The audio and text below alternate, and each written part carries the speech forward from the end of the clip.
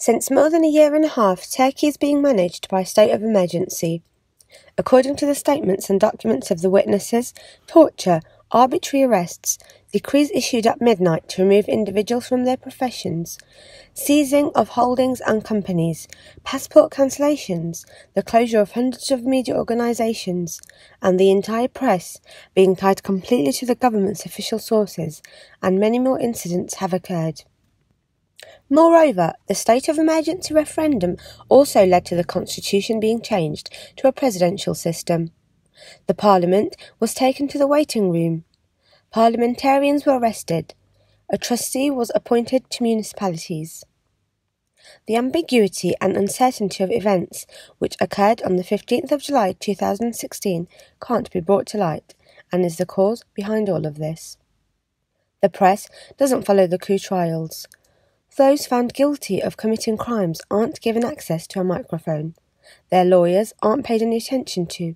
In fact, those found guilty struggle to even find a lawyer. The public are only given information approved by the president and the press which is under his influence. It is almost forbidden to ask questions regarding the July 15 coup attempt. The questions are left unanswered. The key members of that night, involving the Chief of Staff, Force commanders and Turkish National Intelligence Organisation Under-Secretary did not attend any events. The only source of information for journalists and researchers is made up of the limited number of statements reflected in the press, the work of the Parliamentary Committee and statements provided by the coup hearing witnesses and defendants. A limited number of journalists are trying to unsolve the mystery through pitifully inadequate means by questioning the 15th July occurrences. The chief editor of Çağdaş says journalist Ece Sevim Öztürk is one of them. Last November, the left-wing journalist Ece Sevim Öztürk, who attracted a lot of attention with her tweets regarding the 15th of July coup attempt, shared interesting details concerning the President Recep Tayyip Erdogan's trip from Istanbul to Marmaris on the night of 15th July.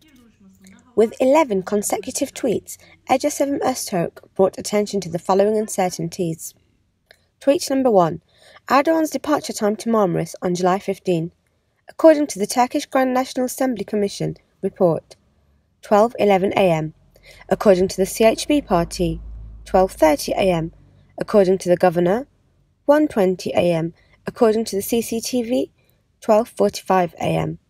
It is said in the expert report of the camera records the president cannot be evaluated as being in this helicopter.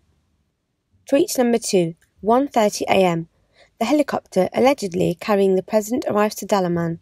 There is no record of helicopter movement. Dalaman Airport Control Tower radio and telephone records does not include a conversation with the president's helicopter. Tweet number 3. According to the Turkish Parliamentary Commission report, whilst the plane was at Dalaman Airport, Police Chief Okan Karadeniz, who was in charge of airport security, asked the president's guards the following question. There are soldiers on site. Shall I remove the soldiers from the airport control tower? Despite the president just about escaping from the assassination, he said he does not see the military as a threat. Tweet number 4. In the statements of the Turkish Parliamentary Commission, we know from the statement of the Anatolian news agency correspondent, Sabri Kesan, that the president has made a statement to the local correspondent, but it has not been published. However, there is no footage of the president leaving the hotel, the president getting on the helicopter or boarding the plane in Dalaman. There is a broadcast ban on images and any footage obtained from the airport. Tweet number 5. In the Marmaris case, the file regarding the president's Dalaman footage concerning the military defence state that those aircraft images do not belong to the president or his family. They are constantly criticising as to why they aren't given the footage at court hearings. Tweet number 6. Military defence say that the plane flying from Dalaman is a Gulfstream aerospace, while the plane landing at Ataturk Airport is a Boeing-style plane. In fact, on the 15th of July, there was a few seconds of footage showing the president getting off the Boeing plane. Tweet number 7. Case file, 8 folder, and airport control tower records indicate how the flight code of the alleged plane the president boarded from in Dalaman is TK845. According to flight radar travel schedule, it shows the president landing at 1:20 a.m. Even Veli Ağbaba says, "It landed 2 hours before the official announcement. We were waiting in the air." Tweet number 8. The former Interior Minister Efkan Ala also declared in the press release that at 11 p.m. he rang the president, but the president could not talk to him because he was in the air travelling on the plane. Tweet number 9. The President of the Republic of Turkey claimed that his plane caused technical problems during his vacation, so he landed at Aydın Airport. He boarded from the airport to the hotel in Serkan Yazıcı's helicopter instead of his own. He travelled without his personal aide for the first time in the near future. Tweet number 10. The President, who always attends Friday prayer despite holidays, did not mix in with the public or attend. On July 15, 4 separate planes in Denizli, Izmir, Aydın and Dalaman, considering the preparation period, were already waiting to take off, indicating that even if the President himself did not know, someone was aware.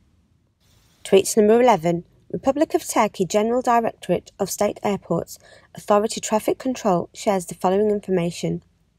Usually, ATA VIP business plane has priority on departure, but that priority wasn't given. A distance needs to be set between civil planes, which did not happen.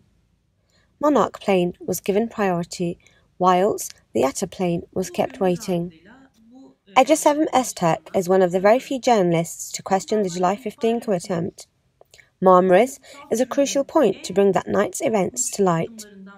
Considering the danger is over and it is no longer a part of the government secret, the public has a right to know the full details behind the president's stays in Marmaris, and from there his arrival story to Istanbul.